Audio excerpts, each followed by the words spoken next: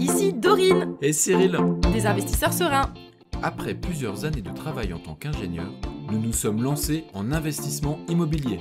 Après 5 années d'acquisition, nous étions devenus libres financièrement. Dans ce podcast, nous vous partageons les stratégies et les bonnes pratiques pour développer votre intelligence financière. Dans le but non seulement d'être plus riche sur le papier, mais avant tout pour devenir plus libre et plus heureux. Alors, ouvrez grand vos oreilles et préparez-vous à atteindre vos objectifs.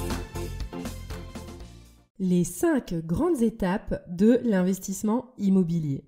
Hello les investisseurs sereins, j'espère que vous allez bien. Aujourd'hui, on va essayer de simplifier un petit peu les choses pour que vous y voyez clair quand vous voulez vous lancer en investissement immobilier. Il y a 5 grandes étapes. À vos crayons, si jamais vous voulez noter ces 5 étapes. De toute façon, je mettrai également le récapitulatif dans la description de l'épisode. Et c'est parti, suivez le guide si jamais vous avez enfin envie de vous lancer. La première étape, qui est selon moi indispensable et que beaucoup trop de monde oublie, c'est le fameux moment où on pose sa vision et ses objectifs. Je sais très bien déjà que vous allez me dire « Oui, mais t'inquiète, moi je sais déjà ce que je veux, c'est sûr, je veux plus d'argent, plus de cash flow, je veux m'arrêter de bosser, je veux ci, je veux ça. » Ouais, tu crois que tu sais ce que tu veux, mais prends le temps de le mettre par écrit. Ok ? Prends le temps nécessaire de mûrir à pourquoi est-ce que je veux vivre.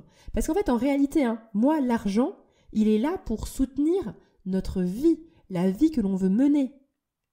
Donc, il faut absolument que ce soit bien clair dans notre tête pourquoi est-ce qu'on fait ces efforts, pourquoi est-ce qu'on investit en immobilier, parce qu'on veut atteindre un objectif, une vie de rêve que l'on a en tête. Ou en tout cas déjà une vie améliorée par rapport à la vie que l'on a actuellement. Ou tout simplement préparer aussi votre vie future qui s'annonce moins bien si jamais vous ne faites pas d'investissement immobilier. Ça c'est clair. Donc ne négligez pas cette étape. Faites-la par écrit.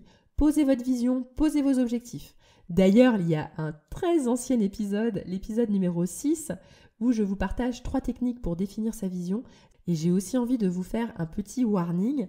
Attention, ne vous inquiétez pas, c'est pas parce que vous allez définir sur un papier votre vision et vos objectifs qu'ils ne peuvent pas changer en cours de route.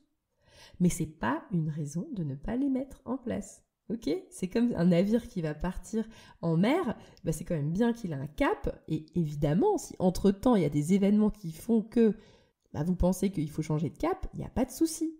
Mais c'est pas pour autant qu'on va se dire de toute façon comme le cap il peut changer, je pars à l'aveugle. Non, votre cap il doit être clair.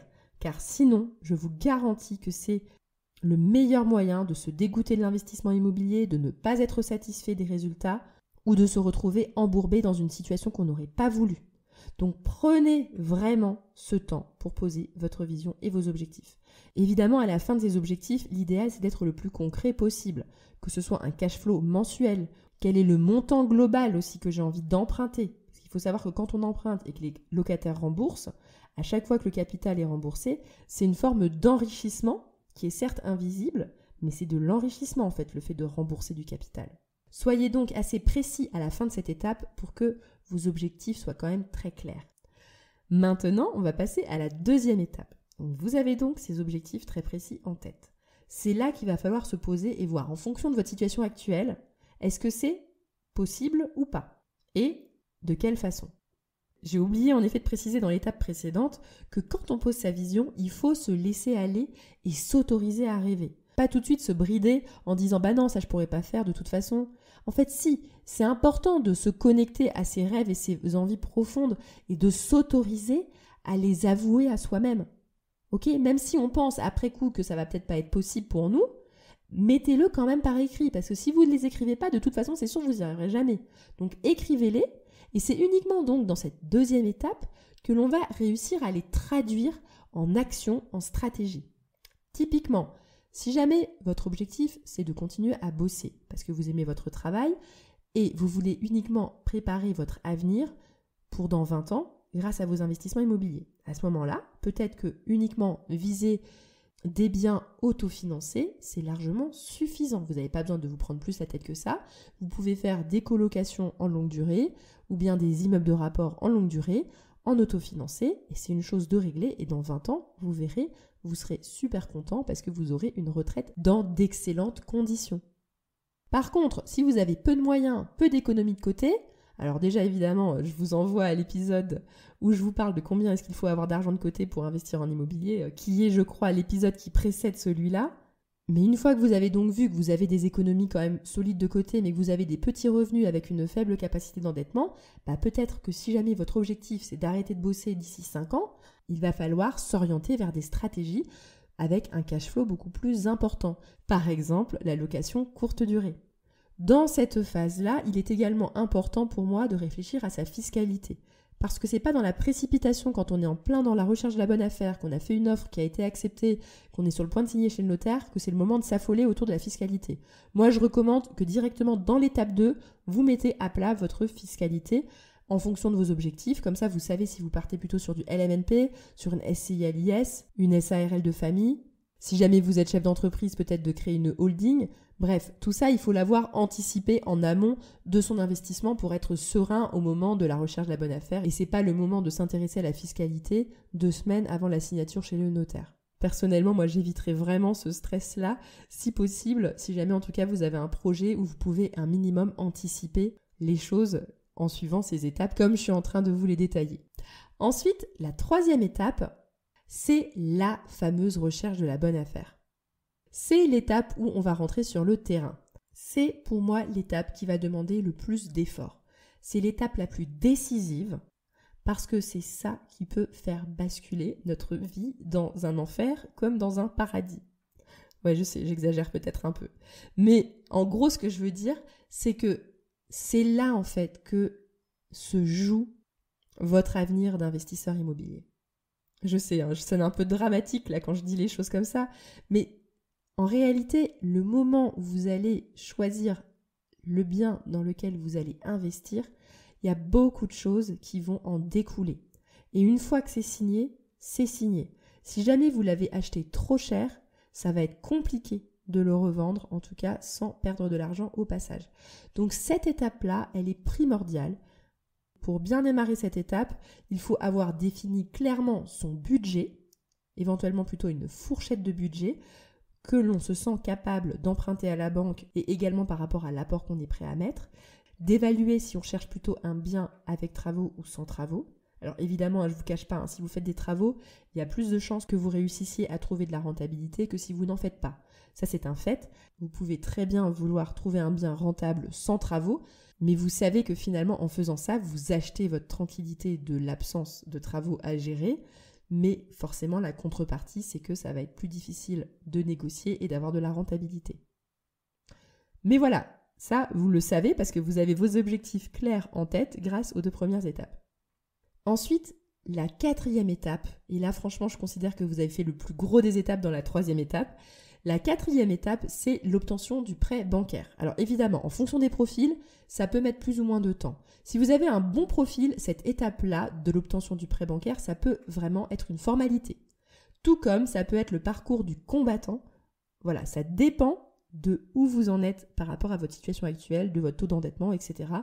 Également de la façon dont vous approchez les banques. Si jamais vous avez une façon professionnelle, avec un bon dossier détaillé, argumenté, étayé avec des documents qui justifient votre propos et votre projet. Pour certains, en l'espace de 3 rendez-vous bancaires, ça va être plié. Et pour d'autres, ils vont devoir aller voir plusieurs banques et galérer. Et peut-être même échouer, ne pas y arriver et devoir retourner à l'étape 3 pour retrouver une affaire qui sera plus, on va dire, dans le budget que les banques sont potentiellement prêtes à accepter pour vous. Ça dépend de tout le monde, mais voilà, cette étape-là, elle peut à la fois être une simple formalité comme une vraie galère pour d'autres. Et pour finir, la 5e étape, je l'appelle l'étape de la mise en œuvre, c'est-à-dire à la fois de gérer les travaux, de lancer les travaux si jamais vous êtes sur un bien avec des travaux, et de lancer les locations pour enfin obtenir vos entrées d'argent. La gestion des travaux, ça peut être plus ou moins long en fonction de ce que vous aurez défini comme type de projet que vous avez envie de suivre. Et la mise en location, ça peut être plus ou moins galère. Forcément, si jamais vous faites de la longue durée, c'est quand même pas très compliqué de mettre en location, même si je considère qu'il y a quand même beaucoup de bonnes pratiques à avoir pour faire les choses bien et attirer les bons locataires. Et si jamais vous partez sur de la location courte durée, cette étape est absolument primordiale de bien lancer la machine pour avoir des bonnes notes sur les sites de réservation et de mettre absolument toutes les chances de votre côté pour que votre petit business, qui est la location courte durée, parce que je vois ça vraiment comme un petit business, fonctionne comme vous le voulez et que ça vous permette de vous relancer ensuite dans la suite de vos investissements. Et ce qui est génial en fait en investissement immobilier, c'est qu'une fois que vous avez fait pour la première fois ces 5 étapes, en fait, à chaque fois que vous allez recommencer, ça sera de plus en plus facile parce que vous aurez acquis des bons réflexes, vous aurez compris comment ça fonctionne, grâce au fait que forcément, c'est qu'en passant à l'action qu'on apprend vraiment et qu'on évolue. Voilà. Si jamais vous vous dites, ok, les 5 étapes, je les ai bien comprises, mais j'ai besoin de plus d'infos, Dorine, je me sens pas de me lancer là comme ça, je me sens pas de faire ça toute seule, ça me paraît difficile, je me sentirais tellement rassurée si jamais tu pouvais m'accompagner tout au long de ce projet. Et à ce moment-là, peut-être que le Club des investisseurs sereins est fait pour toi.